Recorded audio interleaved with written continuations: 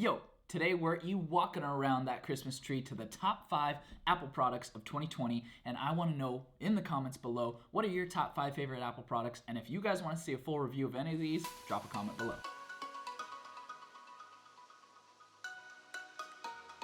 First up, we got that brand new, delivered today, M1 Mac Mini, fully spec'd out and upgraded.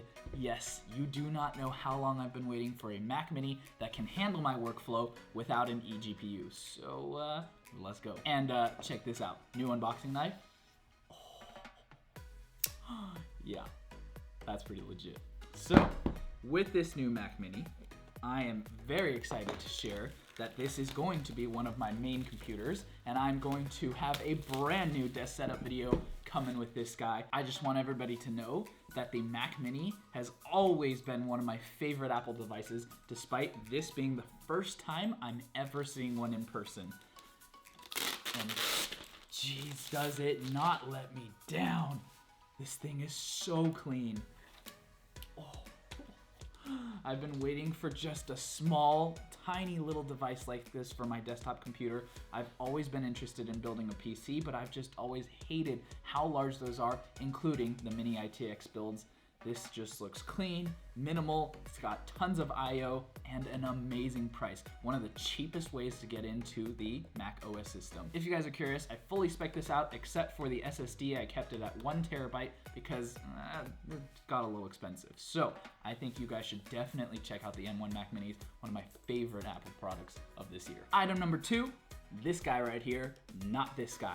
This is the Apple Watch Solo Loop, the one that's only 50 bucks, and I am amazed because I love the waterproof silicone Apple bands, but I've always been hesitant about them, especially when doing really active hand motion kind of sports like tennis, or especially when I go surfing. I would hate to lose my Apple Watch in the ocean, which is why I've always wanted a Solo Loop band. I've tried the braided Solo Loop as well, but 2 reasons I don't like it. I don't like that it takes a while to dry when you get it wet, and I don't like that the black is kind of like an off black, not a true black.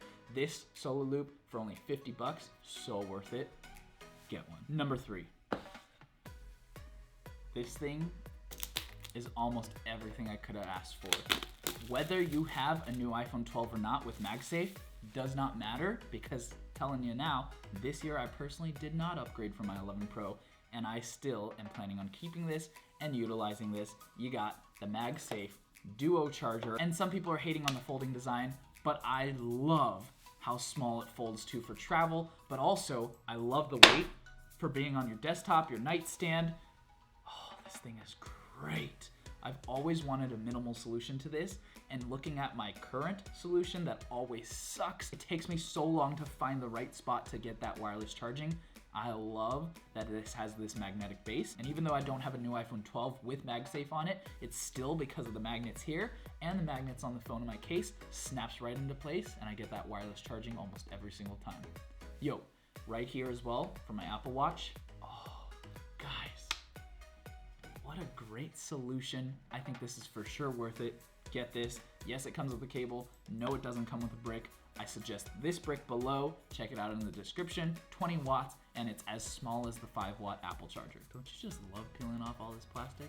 Oh, it's just so satisfying, man. You gotta love that.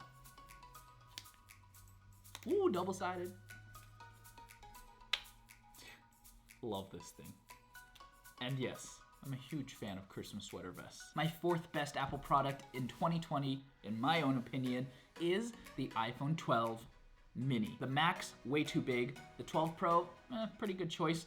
The 12, not worth it in my opinion. But the 12 Mini, oh, one of the first times they shrunk the phone down but didn't really cripple it. You need to pick up the Mini if you haven't done so already. The price, the features, oh, the form factor. The 12 Mini is one of my favorite phones that has come out, period. But I didn't upgrade this year because it just wasn't worth it from the 11 Pro to the 12 Mini. You make your own decision. Last, but definitely not least, and definitely not the cheapest, AirPods Max. I think a lot of people are curious about this one, and this one, I'm gonna tell you right off the bat, I don't think is worth it for my personal money, but if you are someone that does not have a pair of Bose QC35s, a pair of Sony XM4s or whatever those names are called, and you're someone looking into your first over-the-ear noise-canceling headphones, and you got a few bucks to spare, 550 to be exact, well, these might be pretty darn worth it to you, because I actually think they're a great design. I think the price is a little bit high, like at that $399 range, or even $450. I think so many more people would go for this. But hey, who am I to speak, because these are sold out right now. They are actually sold out for quite a long time. I'm gonna say what everybody says. Yep, this looks like a bra, looks like an eye mask. This case, although minimal, which I do like minimal, I wish that this folded down smaller.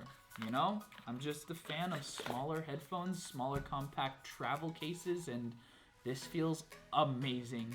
Right off the bat, looks just like my Apple Watch, of course, with a crown, and even this looks like a giant Apple Watch, but the design, man, the reason why this is in my top 5 Apple products of this year, guys, just, you gotta appreciate the design. Clickless, the mesh, the removable ear cups, there's just so much that's great about this. The 9 different microphones. Dude, let's just try them on. Ah, crap.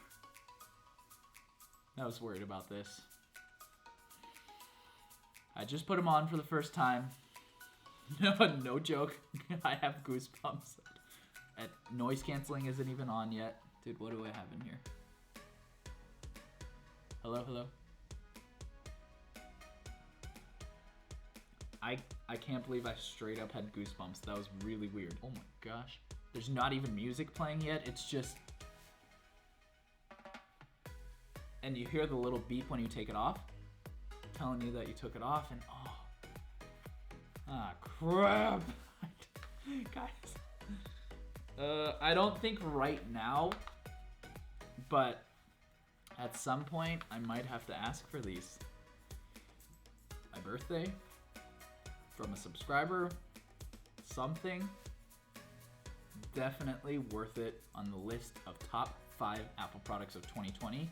But hey, this is not a full review. This is just me literally having my first impressions and freaking out and really wanting this $550 product to keep instead of just reviewing. Damn it, I'm gonna put it on again.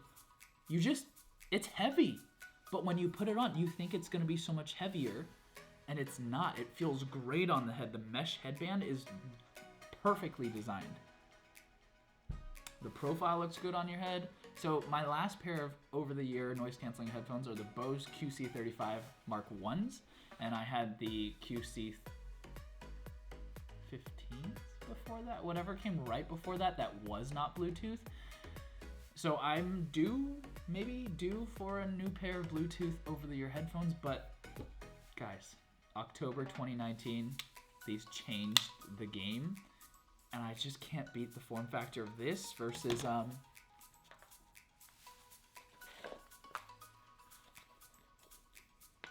this little purse right here, you know, this little clutch. This for me would be more of like a luxury, relax at home kind of music listening device. This would not be something I would want to travel with because I'd be afraid to scuff it up, ding it up, and also this just isn't practical in trying to keep your luggage minimal, which is what I try to do when I travel. So top 5 best Apple products of 2020, but that doesn't mean I recommend that everybody goes out and buys these things. So yeah, thanks so much for watching.